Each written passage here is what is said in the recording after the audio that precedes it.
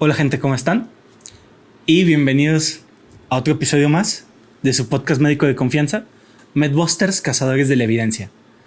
En esta ocasión traemos una sección un tanto diferente a los episodios pasados, con el objetivo de ampliar el público que pueda visitar nuestras redes. Empezaremos con este tipo de secciones dedicada a uno de los elementos más importantes, o quizás el más importante en ciencias de la salud, que son los pacientes. En este tipo de episodios, los cuales llamaremos Dialogando con el paciente, hablaremos acerca de distintas enfermedades y sobre todo intentaremos contestar algunas de esas preguntas que un paciente se hace antes, durante o después de su consulta médica. El tema con el que queremos abrir es un tema de suma importancia a nivel mundial, diría yo, el cual seleccionamos y fue el tema de insuficiencia cardíaca. Y acuérdate, Omar, que no es tema de poca importancia. Correcto. Es de mucha importancia. Mucha importancia.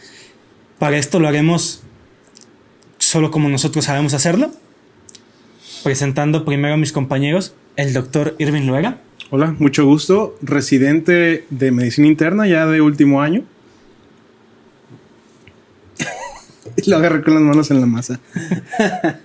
Al doctor Adrián Cerda. Hola, residente de primer año de nefrología. Y su servidor, el doctor Omar Dávila, médico internista. Y juntos somos los MedBusters, ¿no? Empezando con el tema de insuficiencia cardíaca. Antes de contestar las preguntas, diría yo, muy infradiagnosticada en el medio, ¿no? Consideraría que, a pesar de ser una enfermedad frecuente que nos la platican desde las clases de segundo o tercer semestre, es un tema que se mal diagnostica o se infradiagnostica y por ende se dan tratamientos inadecuados. Por ejemplo, sobre todo en tu rubro actual, doctor Adrián, sí, en el mundo de la nefrología, ¿consideras que se tendría que hablar más de insuficiencia cardíaca de lo que se habla actualmente? Claro que sí, necesitamos hablar más de la insuficiencia cardíaca. Está totalmente relacionada con los pacientes que tienen enfermedad renal crónica, y simplemente lo hemos visto, quizá de manera anecdótica, que no, como sabemos, no es estadísticamente significativo, pero un paciente posterior a tener un trasplante menciona su función cardíaca de manera impresionante.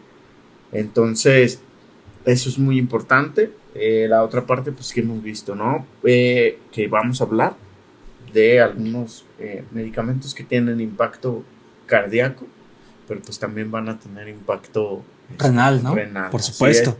Y entonces, bueno, pero vamos a hablar de eso más adelante. Y antes de empezar con esta otra parte, doctor Irving, ¿puede tirar algunos factos de la insuficiencia cardíaca? Bueno, primero quiero aclarar que este otro canon que vamos a estar desarrollando, estos diálogos con el paciente, pues no vamos a ser tan técnicos, o espero que no lo seamos. Intentaremos no serlo. Exacto. Precisamente para poder establecer un poquito mejor este diálogo con ustedes, esta conversación, y pues que podamos ser más entendibles. Perdón si se nos van por ahí de repente términos un poquito más técnicos, pero precisamente tratamos de traducir esto a ustedes y que ustedes rescaten lo que es más importante de su enfermedad o en qué momento. Bueno, dependerá de la enfermedad que estemos hablando, ¿no? Pero de los puntos que vayamos a hablar, ¿qué es lo que queremos rescatar? Entonces, hablando puntualmente de la insuficiencia cardíaca, es un conglomerado. Sí. Antes de eso, doctor Irving, ahorita comentamos los datos. Sí, es muy importante lo que comenta. Esto en ningún momento sustituirá una consulta médica, pero exacto, sí te ayudará a orientarte a ti como paciente a que tu médico identifique mejor algunos problemas y por ende puedan platicar de mejores estrategias para tratar tu enfermedad. Es un acompañamiento y es nuestro objetivo que más personas estén en control de sus enfermedades, porque si ustedes están bien, realmente nosotros también lo vamos a estar. Sí, pues que entiendan más que nada cómo se presentan muchas de estas enfermedades.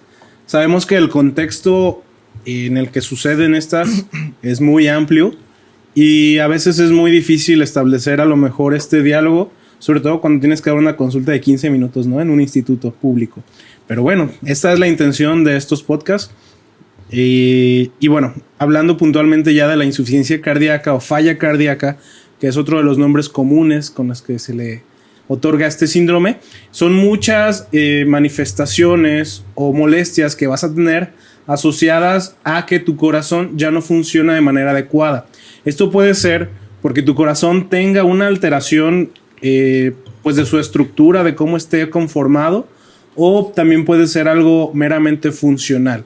Ahorita vamos a hablar un poquito más de las etiologías, que esto también tiene un impacto, es decir, qué es la causa que llevó a la insuficiencia cardíaca, y puntualizar que la insuficiencia cardíaca va a ser la culminación o va a ser con lo que va a terminar cualquier enfermedad cardíaca, cualquiera, o sea, cualquier enfermedad que nos esté alterando cualquier función del corazón nos puede llevar a una insuficiencia cardíaca. Es bastante común, a partir de los 45 años tenemos un riesgo de que se presente en un 20 a 45% cada año en toda la población, ¿de acuerdo? Es una de las enfermedades que se asocia mucho a enfermedad coronaria, es decir, que se formen estas placas de grasa en tus arterias. Es muy común en el contexto de la insuficiencia renal. Es muy común también en pacientes con diabetes y que viven con hipertensión. Entonces, estamos hablando del grosso de la mayor parte de los pacientes o de las personas que viven en nuestro país. Claro, y también impactar en un aspecto que se habla poco, pero creemos que es importante mencionar. Los costos. En Estados Unidos hablamos de que el costo va de los 31,000 millones anuales de dólares. Es una cantidad bastante considerable. En México tenemos una cifra, la verdad, desconocida. Sí. Pero al ser una enfermedad muy frecuente, consideramos de que este impacto se ha visto también muy similar a nuestro país vecino del norte. Otro aspecto importante, y retomando un poquito la sección con Adrián, hablaremos también que hay insuficiencia cardíaca por cualquier complicación, como decía el doctor Irving, de alguna enfermedad del corazón. Pero enfermedades en órganos externos, como el riñón, como bien comentaba el doctor Adrián, que van a finalizar también en una insuficiencia cardíaca. De aquí la suma importancia de un adecuado análisis de cada uno de nuestros pacientes. Complicaciones como cirrosis, la enfermedad renal crónica, algunos trastornos endocrinos, obesidad. Entonces, es más allá que solo hablar de la función del corazón. Es donde culmina, pero antes de todo eso, hubo una gran parte de situaciones. Y eso quitando o haciendo de lado que simplemente nosotros ya nacimos, nosotros me refiero a los hispanos, a los latinos, tenemos un riesgo incrementado. Correcto. Entonces, ya cuando le empiezas a meter más de todos estos factores que estás mencionando, pues se hace un caldo ahí que nos pone en un mayor riesgo de presentar esta enfermedad. Sí, y comentar también de que este impacto, ya hablamos del económico, ya hablamos del impacto en los otros órganos, de la misma función del corazón, pero todo acaba en una situación, la calidad de vida de los pacientes. Y ese al final es el objetivo primordial de cada uno de este tipo de episodios informativos a la población, de que tú sepas de que hay herramientas que pueden ayudarte a que tú tengas una mejor vida, aún a pesar de una enfermedad crónica. Y mejor vida nos referimos a que no te vas a curar. Eso hay que dejarlo bien en claro desde ahorita. No hay una cura, porque cuando llegas a este punto, no va a haber un punto de retorno. O sea, tu corazón ya está. Hay tratamientos con mejoras notables. Sí. Pero o sea, no es una cura. Van a mejorar mucho tus molestias, al punto en el que puede que incluso ya no tengas estas molestias, aunque, insisto, o sea, el daño ya va a estar hecho. Esa es otra, y las hospitalizaciones. Claro. Entonces estar yendo al hospital, pues no, tampoco es calidad de vida. ¿Qué ibas a decir? Entonces, doctor Omar, ¿qué tipo de insuficiencia cardíaca tengo? Claro. Y empezando entonces con la pregunta principal. Tipo de insuficiencia cardíaca. Tú como paciente debes saber que hay muchas formas de clasificar o determinar tu insuficiencia cardíaca. Consideramos aquí nosotros que de las dos más importantes, tú tienes que saber dos como paciente. La primera es la etiología o causa. ¿Qué provocó mi insuficiencia cardíaca? un problema secundario a un infarto, a una enfermedad externa, a obesidad o algún otro trastorno, algún trastorno endocrino, algún trastorno genético, etcétera, algún otro tipo de enfermedad. Y lo siguiente también impacta es el tipo de insuficiencia cardíaca en base a algo que determinamos fracción de eyección. La fracción de eyección, ¿cómo la determinaríamos, doctor Irving? ¿Cómo le explicarías a una persona qué es la fracción de eyección? Bueno, no sé, nos podemos encontrar con muchos ejemplos. Mucha analogía. Mucha analogía. Aquí tenemos que entender que la insuficiencia cardíaca, al final de cuentas, va a culminar en que no va a llegar sangre a todo tu cuerpo, ¿sí? O sea, de una manera adecuada. O sea, se va a ir reduciendo, se va a ir reduciendo. Entonces, cuando hablamos de fracción de eyección, preservada o reducida, hablamos que mediante un ultrasonido nosotros vamos a medir algo. Entonces, imaginemos que el corazón pues tiene varias cámaras y que este es el que está aventando o arrojando la sangre a todo tu cuerpo. Imaginémoslo como un jardín. Entonces, tenemos este tanque que se está llenando, que sería el corazón, y tenemos un sistema de riego. Entonces, cuando el corazón es capaz de aventar al menos el 50% de esta sangre a todo el jardín, o el agua, perdón, al jardín, hablaríamos que si es mayor al 50%, sí, pues eso es una FEBI preservada. Cuando disminuye menor a esto, ya hay un poquito de cosas un poquito más técnicas ahí, pero ya se habla de una FEBI reducida o levemente preservada, pero la intención es esa, o sea, se va a ir reduciendo la cantidad de sangre que puede que esté presente en el corazón o no.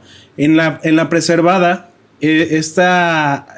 o sea, este tanque va a estar más rígido, entonces, aunque esté llenándose de manera habitual, no puede arrojar toda la sangre, entonces, no sé. Y esto tiene mucha importancia, ¿por qué?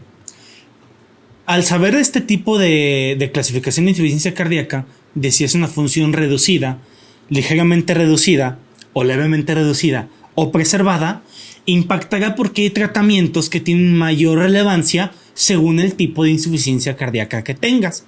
Aunado a que también tendrá impacto el tipo de tratamiento según el origen o la causa que le esté provocando.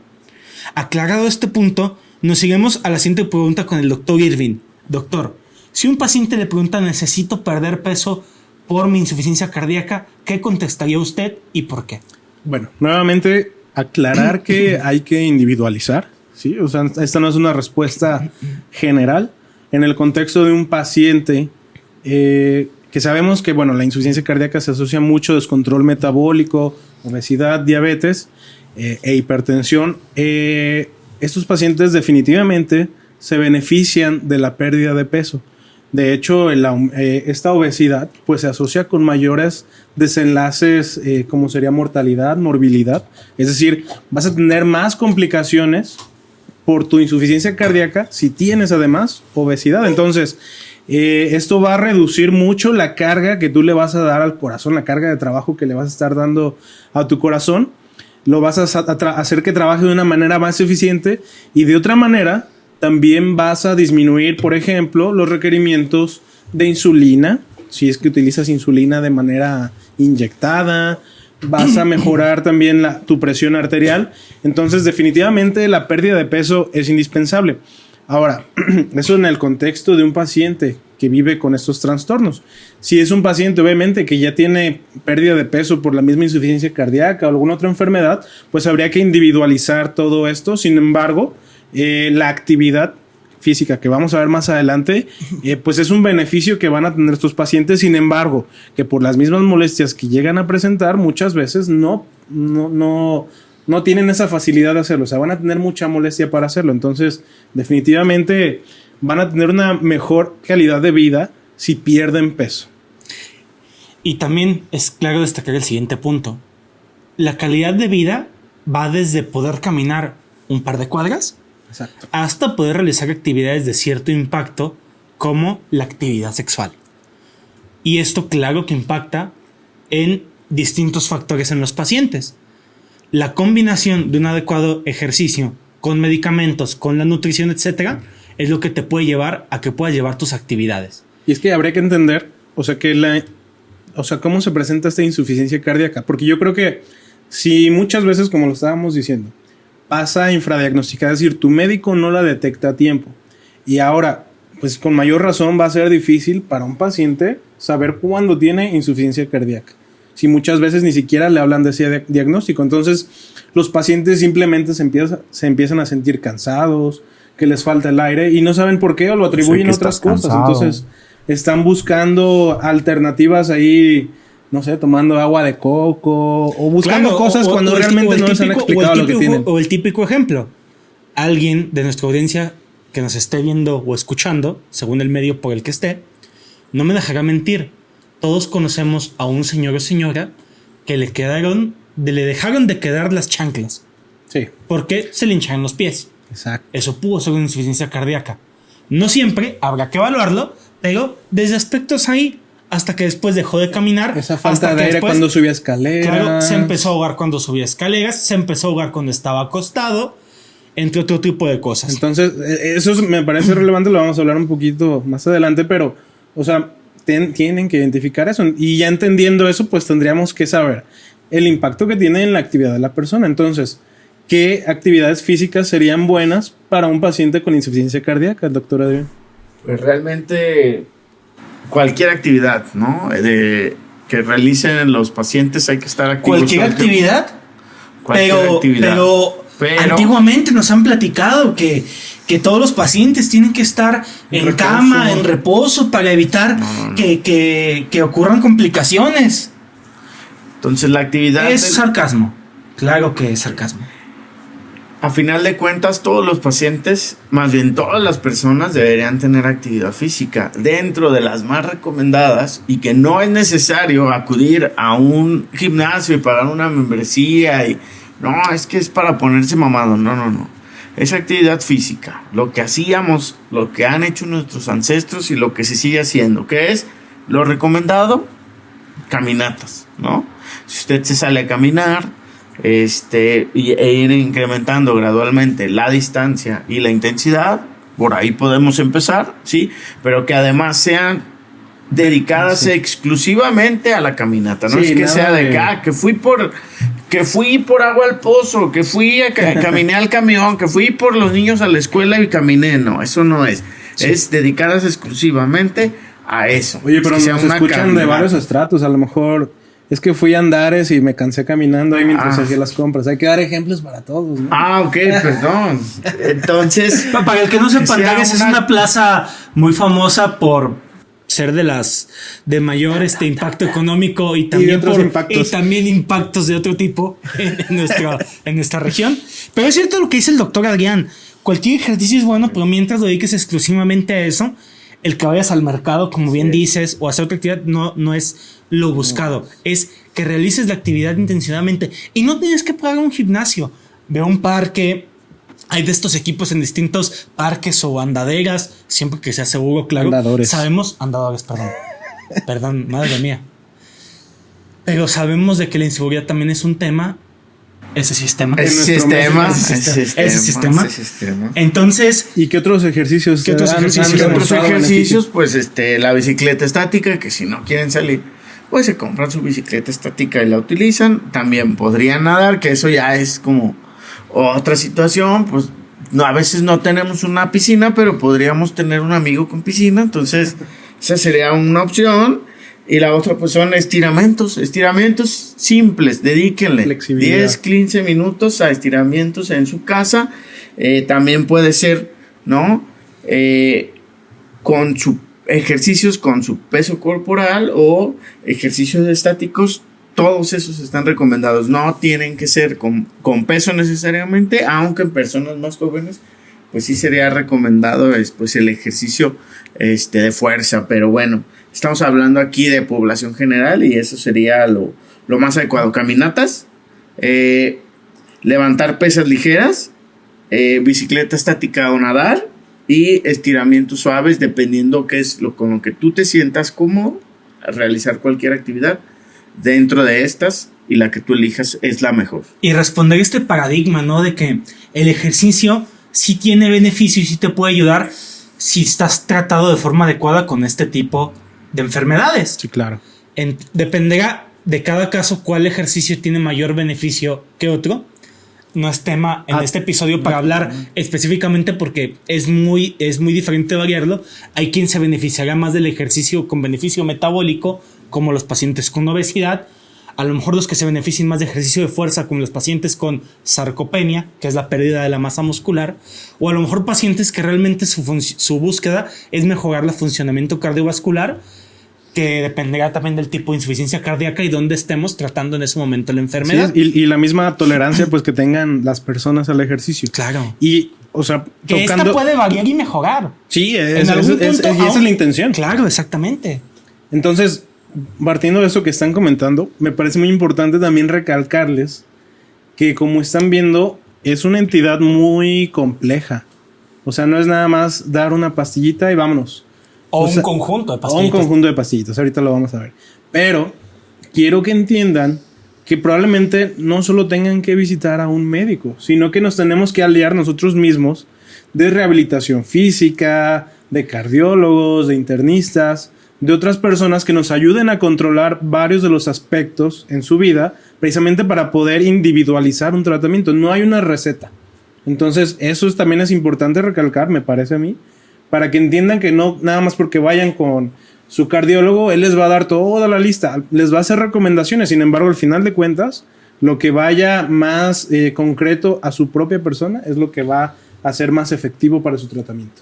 Ok, entonces, Omar, a ver, ¿qué medicamentos existen para tratar la insuficiencia cardíaca? Claro, y aquí debo ser honesto, para quien me esté viendo en su computadora, en su Smart TV, en su celular. Ay, ¿quién te vería en su Smart TV? Qué desperdicio de... Yo quiero aclarar un punto. Yo veo YouTube en mi televisión. Y me imagino que no soy el único en el mundo. Quiero pensar. Pero aclarando esto, después de esa interrupción. Y te juzgaba a ti por la computadora de bulbos. ¿Cómo es? De bulbos, todavía juega solitario en la computadora. ¿Todavía viene solitario en las computadoras? El Spider. El solitario. Okay. Y quiero hacer un énfasis en esta cuestión de los medicamentos. Y se los digo porque cuando lo platico, quien me está viendo desde algún dispositivo, se me eriza la piel.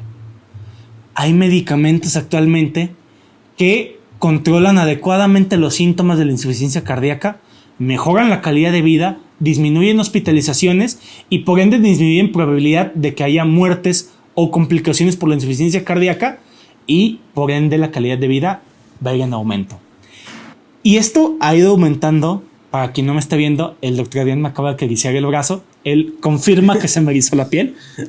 Sí, se le erizó la piel. Y entre los medicamentos ha habido mucho de analogías con distintas cuestiones de cultura popular. Y una de las que se utilizó en algún punto hace unos años fue la analogía con los 4 fantásticos. Estos eran los medicamentos beta bloqueadores, medicamentos que tienen cierta función en la disminución de la presión arterial, el control de la frecuencia cardíaca, pero aparte tienen otros beneficios en el corazón para evitar que demande tanto oxígeno, entre otras funciones. Después están unos medicamentos muy conocidos por todos los pacientes, los medicamentos conocidos como YECAS o ARA2. Esos son los grupos. Ustedes como pacientes los conocen como YECAS, como el famosísimo captopril, enalapril, lisinopril, o los ARA2 OBRA, que son losartán o lordsartán, telmisartán, candersartán, etc. Estos medicamentos, aunque su función era para la presión arterial principalmente para su disminución, después se agregó un combinado de uno de estos medicamentos, que era el valsartán, con otro medicamento que es el sacubitrilo, que ambos en combinación no solo tienen estos cambios en la presión arterial en beneficio, sino que además tienen una mejoría en el flujo sanguíneo y de que proporcionan beneficios en distintas partes de nuestro corazón. Disminuyen como la inflamación, ¿no? O sea, como para que lo entiendan un poquito más. Disminuyen la inflamación de nuestro corazón a nivel de las estructuras moleculares, a nivel del músculo cardíaco. Y estadísticamente estos medicamentos han disminuido hospitalizaciones con sus bemoles los estudios, pero mejoran mucho los síntomas. Son muy buenos para ayudar con los síntomas. Tenemos otros medicamentos que se utilizaron para la diabetes y quiero hacer énfasis en esto. Su debut fue en la diabetes, los medicamentos inhibidores del cotransportador sodio-glucosa tipo 2, los famosísimos ICGLT2. Por favor, ponlo aquí abajo. Estos medicamentos no solo se han visto una adecuada corrección de diabetes en muchos contextos, sino que además en pacientes con insuficiencia cardíaca con o sin diabetes ha demostrado mejoría en el funcionamiento cardíaco, mejoría en evitar hospitalizaciones y demás complicaciones asociadas a este problema. Pero Omar, si es para diabetes, me va a bajar mi azúcar, ¿no? Por supuesto que no, son extremadamente seguros. Tienen el riesgo de hipoglucemia, es decir, el riesgo de azúcar disminuida o riesgo de episodios de azúcar baja en sangre muy bajo comparado con otros medicamentos. Glibenclamida. Claro, y bueno, ya hablaremos en otros episodios, pero el punto es de que si te dan este medicamento y sé que lo vas a buscar y estás en todo tu derecho. Empezó como medicamento para la diabetes, pero actualmente lo usamos también en pacientes con y sin diabetes para insuficiencia cardíaca, enfermedad renal, obesidad, hígado graso, entre algunos otros que se sigue estudiando. Entonces, en obesidad eso todavía no, eso es un GLP-1, ¿no? Bueno, una pequeña corrección. Hay una pequeña acotación. Sí. Sí. Digo, luego no te van a llegar ahí comentarios de algunos otros expertos. Son pequeños ahí, claro. Dapagliflozina, qué buena medicina. En la casa, el taller y la oficina. Tenga usted dapagliflozina. Parecemos curanderos ya. Y por último, los medicamentos que se llaman antagonistas del receptor de mineralocorticoides. Este es un medicamento que en su inicio se utilizó para bajar la presión arterial. El más común que tú conocerás es la espironolactona, pero este tiene, aparte de mejorar la función renal, la función cardíaca, mejorar la presión arterial, este también ha tenido impacto en algunos estudios para las hospitalizaciones por insuficiencia cardíaca. Menor medida que los otros, sobre pero todo también tiene impacto. Febi preservada, ¿no? Pero a ver, Omar, recapitula entonces cuáles eran los mentados 4 fantásticos entonces. Como dijimos, 4 fantásticos beta bloqueadores, ARNIS, ICGLT2, inhibidores del receptor de antagonista del receptor de mineralocorticoides, perdón. Que yo diría que más bien sería como la Liga de la Justicia, ¿no? Ya, para allá vamos. Y es que se ha ampliado. Estos son los 4 principales. Y estos es muy difícil que haya pacientes que no se beneficien. Actualmente sabemos que hay otras estrategias de tratamiento que también ayudan a los pacientes con insuficiencia cardíaca. Uno de ellos, debo comentarlo, es un primo hermano de la espironolactona, que es la finerenona, que es un medicamento que también es antagonista del receptor de mineralocorticoide, pero este medicamento es de un tipo diferente que le llamamos no esteroideo. Este medicamento que se llama finerenona, que esperemos nos patrocina. Con mayor y mayor disponibilidad aquí en nuestro país. Sí. Este medicamento ha demostrado también impacto no solo en la función del corazón, que ya hemos platicado que tiene el anterior, también tiene impacto en la función del riñón, en otros componentes que también impactan importante en los otros comórbidos de los pacientes. Otra estrategia son medicamentos que tú conoces y has escuchado. Medicamentos de análogos del GLP-1. Estos medicamentos tú los conoces como semaglutide, ligaglutide, dulaglutide. Los que usan las Kardashian para bajar de peso. Exacto, o Luis Miguel. Estos medicamentos que usan para bajar. Sí. ¿No viste cómo quedó? Como limón. Pero ese ya estaba... quedó como limón de jicamero. De taquería. Pero ese ya estaba muy flaco, ¿no? No, son los medicamentos. Sí parecía Majin Buu. Sí fue los Ozempic. Estos medicamentos tú legas que fueron hechos también para diabetes, pero actualmente también los usamos de nuevo. Insuficiencia cardíaca, enfermedad renal crónica, obesidad, hígado graso. Y en insuficiencia cardíaca estamos viendo si los agregamos, que van a acabar probablemente ahí. Sí. Van a acabar ahí. Es altamente probable. Y que disminuyen incluso más el riesgo cardiovascular que los ISGLT2. Correcto. ¿No? Bueno, ahí en combinación. Discutimos, pero es discutible. Pero al final son otras estrategias que si eres un paciente que es candidato por algún otro motivo, también te va a ayudar para la cuestión de la insuficiencia cardíaca. Y no menos importante, hablar de la rehabilitación cardíaca. Es otro pilar que debemos tomar en cuenta. Esto que actualmente hay más auge de más cardiólogos especialistas en rehabilitación para, de nuevo, impactar en mejorar tu calidad de vida, no solo con los medicamentos. Esto aunado a otras estrategias que podemos meter en una línea menor, como la ivabradina, algunos otros medicamentos como algunos antiarrítmicos, pero ya cosas más específicas más técnicas y ya en casos más selectos. Exacto. E indudablemente es mencionar, habrá pacientes que requieren dispositivos intracardíacos, dispositivos eléctricos o inclusive trasplante. Esto si no se controla bien, pero gracias a los medicamentos que mencionamos al principio, más en desuso. Correcto. Gracias a los medicamentos que tenemos actualmente, esto puede ir disminuyendo un poco mientras te los tomes adecuadamente y estés en control. Oye, pero a mí me dejaron furosemida. Correcto. Y es una pregunta muy frecuente también. ¿Qué ocurre con la furosemida y por qué no la mencionamos?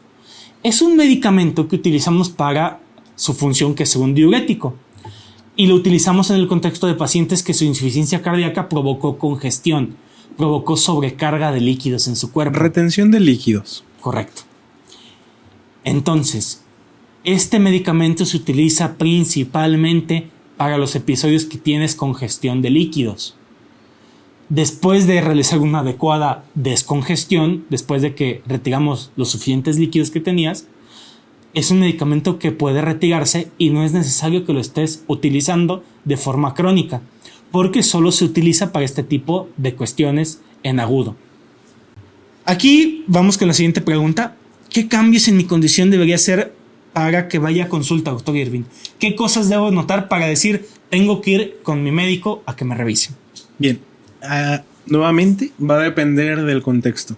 Si eres un paciente ya conocido con insuficiencia cardíaca o incluso con los factores de riesgo que ya mencionamos, que te hayas infartado previamente, diabetes, obesidad o hipertensión, y empiezas a notar lo que dijeron previamente, que los pies se te empiezan a hinchar, se te queda marcadito ahí las chanclitas, los zapatos, que esto vaya de la mano con que empieces a ganar peso de una manera rápida, que tú lo vayas notando. La dificultad para respirar, esto nos habla también pues de que la congestión o el exceso de líquidos, porque finalmente es líquido, es agua, está llegando incluso a los pulmones. Aunque bien la disnea que nosotros le llamamos, pues también puede ser por otros motivos, pero puede ser una de las causas. Sobre todo cuando ya está en etapas muy avanzadas la insuficiencia cardíaca. La hinchazón que les mencionaba habitualmente va desde de la punta de los pies a manera ascendente. Puedes llegar hinchado como sapito. Puedes llegar en anasarca, como nosotros le llamamos. Se empieza a acumular líquido también en el abdomen. Entonces son cosas que puede que a veces las notes, pero las minimices. Sin embargo, no se presentan de un día para otro. Eso también es importante recalcar. Entonces, en el momento en el que tú empieces a detectar esto, tienes que acudir.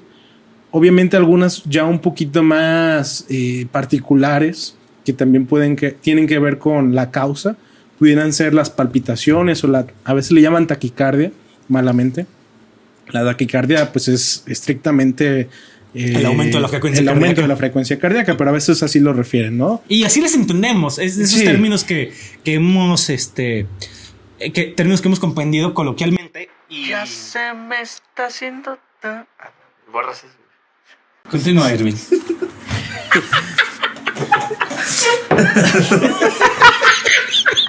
Se la de taquicardio, güey. No entendí tu referencia. Qué chévere, güey.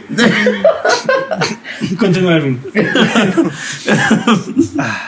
Otras de los síntomas que también se presentan y que a lo mejor podemos minimizar serían la fatiga o el cansancio muy extremo, mareos, desmayos y ya pues más serios, que a lo mejor ya pudieran notar, pues la confusión, ¿sí? O sea, que estemos con alteración del estado de alerta, también nos puedan hablar de esta insuficiencia cardíaca, entendiendo pues que no está llegando la suficiente sangre a todo el cuerpo, entonces nos afecta prácticamente todos los órganos, ¿sí? Entonces, en un contexto de un paciente que ya se conocía con insuficiencia cardíaca o que incluso vaya debutando, sobre todo recalcar la insuficiencia cardíaca cuando llegan descompensados o una falla cardíaca aguda, sobre todo se presentan con esa sensación de falta de aire muy importante y es muy de un día para otro. Eso sí suele suceder de esa manera. El resto de los síntomas que mencioné previamente habitualmente se desarrollan más lento. Entonces, lo importante es que los detectes y que todo eso, aunque tengas un tratamiento, lo comentes con tu médico para ver si es necesario agregar o modificar algo tu tratamiento y que también tengas un chequeo tal vez un poquito más temprano, ¿sí? Y en este mismo tenor, pues, ¿cada cuánto deberían ser los chequeos en el contexto de una insuficiencia cardíaca? Pues en el contexto de una insuficiencia cardíaca, si yo me siento bien, estoy bien con mi tratamiento, pues primero, muy importante es, pues no te dejes de tomar los medicamentos si te sientes bien, ¿no? Porque luego claro, resulta... y eso es clave. De hecho, es un aspecto muy importante que dice el doctor Adrián. Es clásico que te tomas la medicina, te sientes bien, te las dejas de tomar. No hagan eso. Estos medicamentos, aparte de ser bastante seguros, y si tu médico te los indica es porque seguros son medicamentos que son útiles para ti, definitivamente el tomarlos de forma crónica va a traer una buena calidad de vida contigo. ¿Qué más, doctor? Pues estás bien, estás tomando tus medicamentos, tienes buen apego, estás sintiéndote bien, bueno, continúa tomándotelos principalmente. Y cada cuánto lo tendrás que ver a tu médico, pues cada 3 a 6 meses ya él se haría cargo, ¿no? De decirte cada cuándo te vería, tomando en cuenta también las recomendaciones previas que son cuándo tendría que ir así como de imprevisto con mi médico, pues sí, cuando tengas esos otros síntomas. Y también puede variar de estos de 3 a 6 meses. A lo mejor habrá ocasiones en las que tendrías que visitar a tu médico cada mes o cada 3 meses, dependiendo la severidad de tus síntomas y de cómo estés.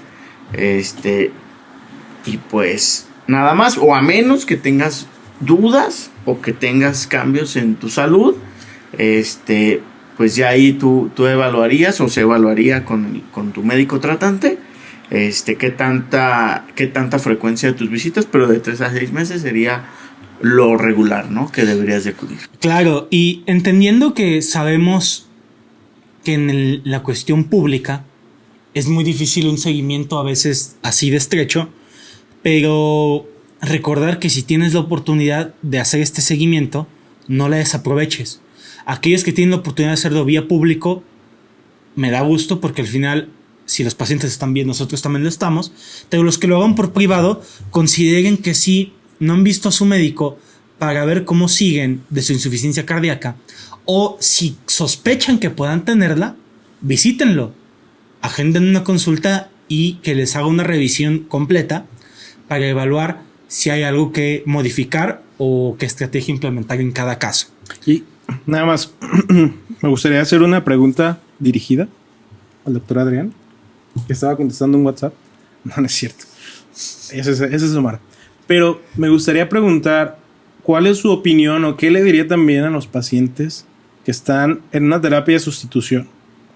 En específico, la hemodiálisis, bueno, terapias de sustitución renal. O sea, ¿qué les dirías a estos pacientes que tengan a cuenta con su tratamiento? Porque sabemos que también hay un desapego al tratamiento en varios escenarios, pero ¿qué les dirías tú en ese sentido?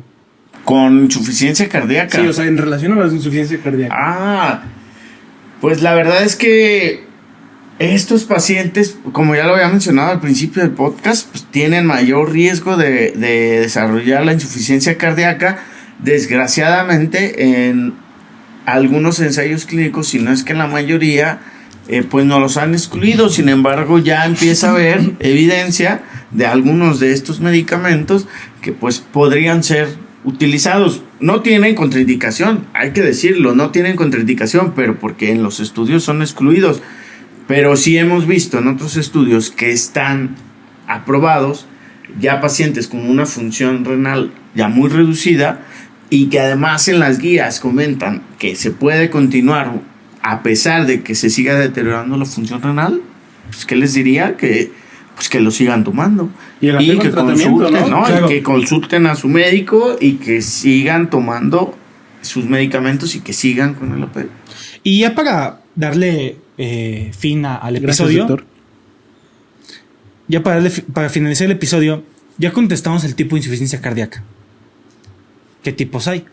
Ya contestamos la importancia de perder peso, la importancia de la actividad física, la importancia de los medicamentos, cuándo ir al médico de forma oportuna y si hay necesidad de seguirlo viendo aunque me encuentre en control. Hay más preguntas, sabemos que hay más. Por favor, déjala en los comentarios. Con gusto intentaremos contestar algunas de ellas, ya sea mediante los comentarios o, ¿por qué no?, una segunda parte de estos episodios, que al final no olviden que son para ustedes. Antes de irnos, ¿qué perlas le arrojarías a las personas que están viendo este episodio de Dialogando con el Paciente, doctor Irving? Pues que entiendan su enfermedad, que entiendan que es muy compleja, o sea, abarca muchas cosas, pero que afortunadamente al día de hoy estamos teniendo muchos medicamentos que van a mejorar la calidad de vida y los desenlaces. Es decir, va a haber menos muerte, va a haber menos infartos, menos derrames cerebrales. Entonces, importante todo lo que ya mencionamos. Si ya la tienes, tienes que cuidarte para que no sucedan más complicaciones, tomar tus medicamentos y acudir a tus consultas, ¿de acuerdo? No es algo que una pastilla te va a quitar de la noche a la mañana, pero que sí puedes estar en control y puedes mejorar tu calidad de vida a vivir una vida prácticamente normal, dependiendo de los casos, claro. Doctor Adrián, ¿qué perlas le arrojarían a sus pacientes? Pues que actualmente hay un montón de medicamentos, creo que sería repetitivo, pero pues hay un montón de medicamentos que te van a dar una mejor calidad de vida porque van a evitar que caigas en más ocasiones al hospital. Que no se asusten, ¿no? De tantas medicinas. Porque... Y que sigan, que vayan a ver a su médico, Omar Dávila internista. ¿Por qué no? Gracias por la publicidad gratuita. O en unos meses ya que yo salga también. Claro. Y ahí en nuestro núcleo Loera Dávila Corporation. Incorporated. Yo solo quiero agregar a lo que comentaron mis compañeros. Es una enfermedad que me gusta llamarla una de las tan famosísimas puntas del iceberg. Es decir, solo vemos lo que está en la superficie, pero hay un sinfín de cosas que están ahí abajo. Es decir, el resto del iceberg ahí debajo del agua. Hay muchas otras cosas que manejar más allá de solo lo que les comentamos. Por eso la importancia de que esta enfermedad la diagnostiquemos de forma temprana para así mismo tratar los demás elementos asociados. Sin más que agregar, nos despedimos. El doctor Loaiga, el doctor Cerda, el doctor Dávila. Nos vemos la próxima. Hasta luego. Hasta luego.